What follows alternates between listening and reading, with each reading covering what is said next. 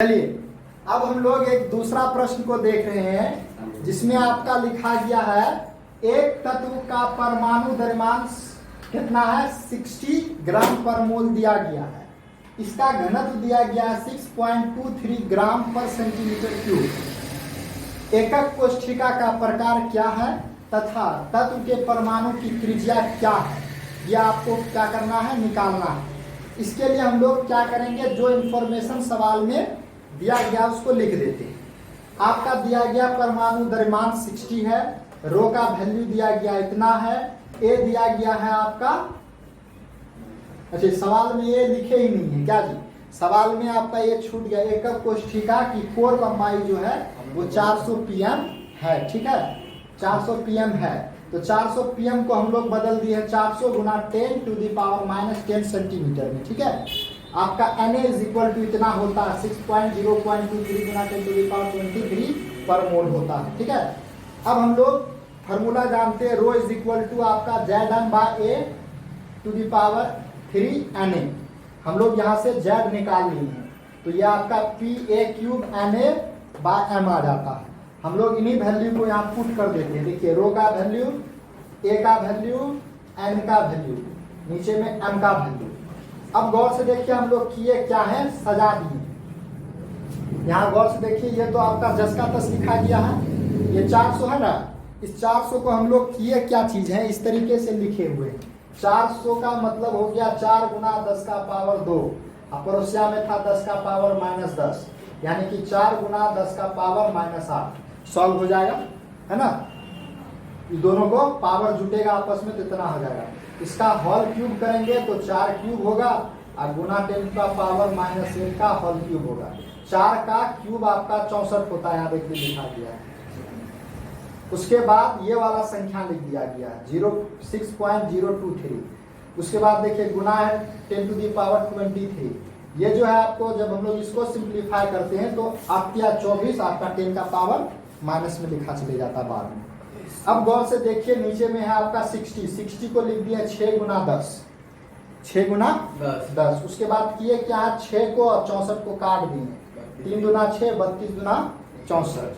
उसके बाद किए क्या है, देखिए यहाँ का पॉइंट उड़ा दिए तो 623, 32 है तो 32, इसका पॉइंट उड़ा दिए तो यहाँ 6023 आ गया है। नीचे में आपका 3 है तो 3 लिख दिया गया। इस दोनों को सिंप्लीफाई करते हैं तो 10 का पावर -1 आ जाता है। अब देखिए हम लोग पॉइंट उड़ाए थे यहाँ का, तो यहाँ का पॉइंट उड़ाएंगे नीचे में 10 का पावर 2 आएगा और यहाँ पे इसका उड़ाएंगे तो 10 का पावर 3 आएगा, 3 डिजिट के बाद यहाँ पे 3, यहाँ पे 2, 10 का पावर 5 हो जाएगा और यहाँ पे 10 का पावर 1, तो 10 का पावर कितना हो जाएगा आपका 6 हो जाएगा, ठीक है। उसके बाद ये क्या हम लोग देख लीजिए अगला स्टेप में 623, 32 और 6023 को मल्टीप्लाई कर लेते हैं तो आपका इतना आ जाता है 12007458 और नीचे में आपका 3 गुना 10 का पावर ऊपर में माइनस है, नीचे में आएगा प्लस बन जाएगा। तो बेस सेम है तो पावर जुट जाएगा आपका 7 हो जाएगा, ठीक है 10 का पावर 7 हो गया।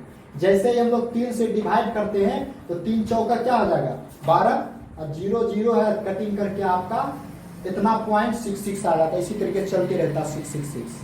अब गौर से देखिए यहाँ पे 10 का पावर 7 है, यानी कि 7 डिजिट के बाद पॉइंट बैठाना। यहाँ एक पॉइंट पहले से है ही, यहाँ से गिनना स्टार्ट करेंगे 1 2 3 4 5 6 7, यानी कि यहाँ पे आ जाएगा आपका पॉइंट। तो 4.000 बहुत ही छोटा नंबर आ जाता है। हम लोग जानते हैं कि Z क्या चीज है, ये आपका परमाणु संख्या है, ठीक। तो परमाणु संख्या आपका क्या होता है, नंबर में होता है 1 2 3 4 5, तो Z इज इक्वल टू कितना हो जाएगा आपका 4 हो जाएगा। तो एकक कोष्ठिका किस प्रकार का है, तो ऐसे 3 ही प्रकार का हम लोग एकक कोष्ठिका पढ़े, FCC, BCC और SC। SC में हम लोग जानते हैं 1 होता है, FCC में, और वो आपका BCC में 2 होता है, FCC में 4 होता है। तो एकक कोष्ठिका का प्रकार कैसा हो गया तो पता चल गया FCC। अब पूछ रहा था कि परमाणु का त्रिज्या ज्ञात कीजिए। जब FCC प्रकार का एकक कोष्ठिका है उसमें हम लोग पढ़े हुए थे कि जो परमाणु बैठता है उसका त्रिज्या जो होता है a/2√2 होता है, हम लोग निकाले हुए थे सिद्ध करके। R इज इक्वल टू, यानी कि परमाणु की त्रिज्या, R क्या है, त्रिज्या बराबर a/2√2। ए का वैल्यू हम लोग देखिए यहाँ निकालेंगे, 400 pm है तो 400 pm लिखिए, 2 है तो 2 और √2 का वैल्यू 1.141 होता है। और जैसे ही इस दोनों को गुना कर देते हैं तो 2.284 आ जाता है, और इससे जैसे हम लोग 400 को क्या करते हैं, भागा देते हैं, तो आंसर आ जाता है आपका 141.4 pm।